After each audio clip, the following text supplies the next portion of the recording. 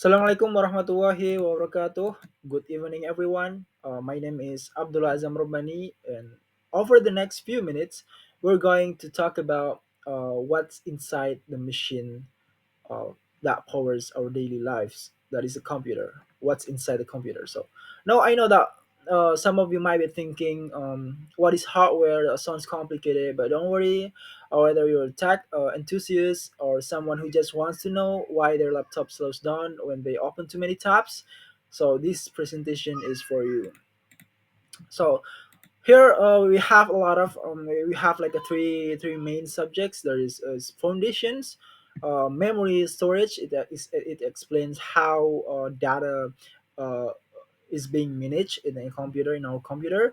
And then we have power and performance, and it covers energy supply, heat management, and specialized processing power. So let's without get any further ado, let's get started. What is hardware? So the hardware, you like it is hardware is basically any physical components of technology that you can touch, see, and feel. uh, some of them are simple, such as a keyboard or mouse, or others are extremely complex, such as modern processor that may have billions transistors within its case. So hardware is any physical components of technology. It's called hardware that you can touch, you can feel it, with your own hands. But it's a part of component of technology, so it's a hardware basically. Hardware, anything, it can be keyboard, it can be processor, it can be a sound system, it can be a lamp or anything like that. Let's go. Move to another one. CPU. What is a CPU? Basically, CPU stands for Central Processing Unit. A central processing unit or CPU is a hardware component that's the core computational unit in a server. Servers and other smart devices convert data into digital signals and perform mathematical operation on them. The CPU is the primary component that processes the signals and makes computing possible. It acts as the brain of any computing device. It fetches instruction from memory, performs the required task, and sends output back to memory. It handles all computing tasks required for running the operating system and application or software. So basically, CPU is like a brain of the computer. It run a lot of things. It run the software basically. It run operating system. So this CPU is the brain of a computer, of our computer, any device, any other smart device basically. So it's like a primary. So without a CPU, it may be run, but it cannot be run perfectly and smoothly and smartly. You got it, boss? All right, let's move into the next topic, motherboard. So we have motherboard here. If you take a look at the picture right here, um, you can see that it has a lot of components. It's not just a processor, memory disk, or graphic cards, and all of that. So it's basically a main circuit board in a computer system. It's a main circuit board in a computer system. So it connects all of the components, like the memory, processor, graphic cards, and other hardware, but it also provides a power to each component and allows them to communicate with each other. So the motherboard is a key part of any computer. Is a key part of any computer because it connects all of hardware component to run the computer itself. So there is a processor here. There's a graphic card and all of this hardware. And the motherboard is a key part of any computer, and its importance cannot be overstated. Next one, memory and storage. It explains short-term and long-term data management. So it's, sometimes we wonder how our data is being managed in our computer, right? How this computer process or stores our data and display in front of us. Well, let's take a look. We have The first one we have is random access memory RAM. So basically, as I say, it's a access memory random. Random access memory is the hardware in a computing device that provides temporary. So it's a random access memory is provide temporary. It means when you're, so for example, when you're playing a games, right? Sometimes there's a lot of data in the game or game online, stored. So it's going to be stored in a RAM, in a random access memory, to so you can play smoothly, right? Either is about how you move your character within the game. How are you going to manage the sound system of the store, any a lot of settings in a game. So all of this data will be stored temporarily in a hardware called in a hardware in a hardware that is called random access memory. So software programs and any other data in the current use, so they're quickly available to the device processor. So you don't have to like uh, s- restart all over again in order to um, open the same application, because it's already stored in a RAM, in the random access memory. So it's basically like a cache, like a like your memory, like your temporary memory. So it will boost up the processor to remember, oh, you're doing this, right? Just look at this uh memory in our system, for example, something like that. And the second one is storage devices, HDD or SSD.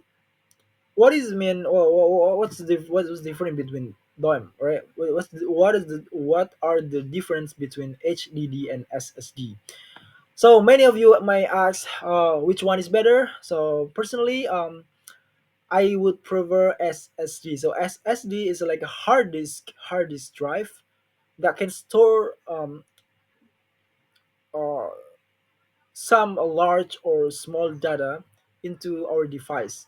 But SSD stores data in flash memory, while HDDs store data in a magnetic disks. So which one is faster? Of course, SSD. SSD is flash based, faster and more durable. Meanwhile, HDD mechanical, slower and cheaper. Of course, it's cheaper because it's used old technology. So it doesn't matter how the volume speed or efficiency. It's all just you know it's just all talk. And the third one is the power and performance. It covers energy supply, heat management, and specialized processing power. The first one is GPU. What does the GPU stand for? So what does the GPU stand for? So GPU stands for graphics processing unit. So it basically, when it's render all the graphic in the computer. When you're playing a game, sometimes you might find the setting that may full HD, low HD. So this device will manage them to render all of the graphic that coming into this device, right, in a computer.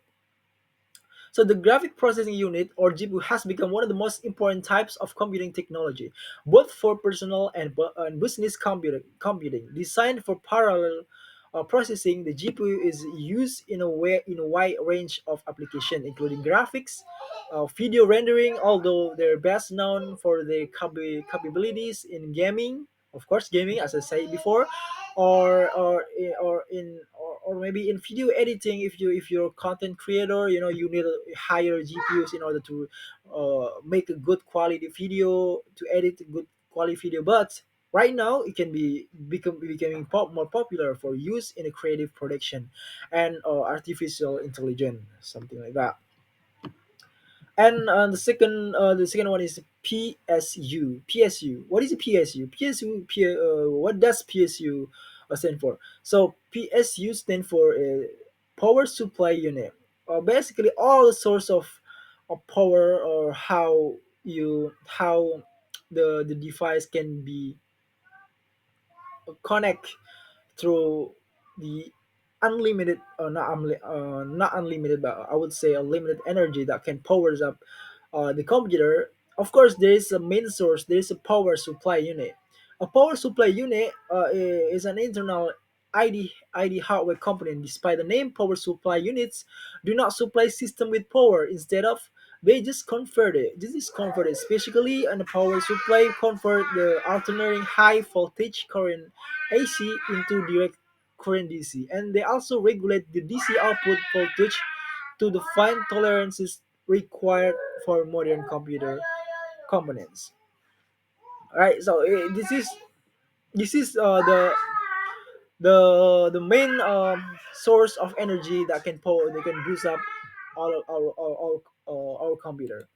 And the first the last one is cooling system. Of course, we want a stable computer that can run stable and consistent when it runs heavy tasks like editing or gaming maybe. Of course, we need a cooling system for what? For cooling down our processor, our graphic cards, and all components hardware inside of computer. Computer nowadays come with compact, uniquely designed and sophisticated cooling system that protect the PCs, the PCs against overheat. There are majority two computer cooling system. The first is air cooling, and the second is liquid cooling. But I prefer liquid cooling because you know it's more cooler, it's more high tech, it's more uh, efficient, and it's the best, whatever. There are majorly two complex cooling system. The first is air cooling, and the second is liquid cooling. In the picture here is air cooling. It using fan to create air in order to cool the system. There are various prototype of cooling system based on the above principles that either radiate or conduct the heat internally or externally. Let us now look at what these types are, explaining how it's dissipate the extra heat. So basically, it absorbs all of the heat inside of the processor into the air. So that's what I understand about the cooling system. Thank you so much for your attention. I really hope you enjoy our my presentation, and thank you so much. And have a nice day. Bye.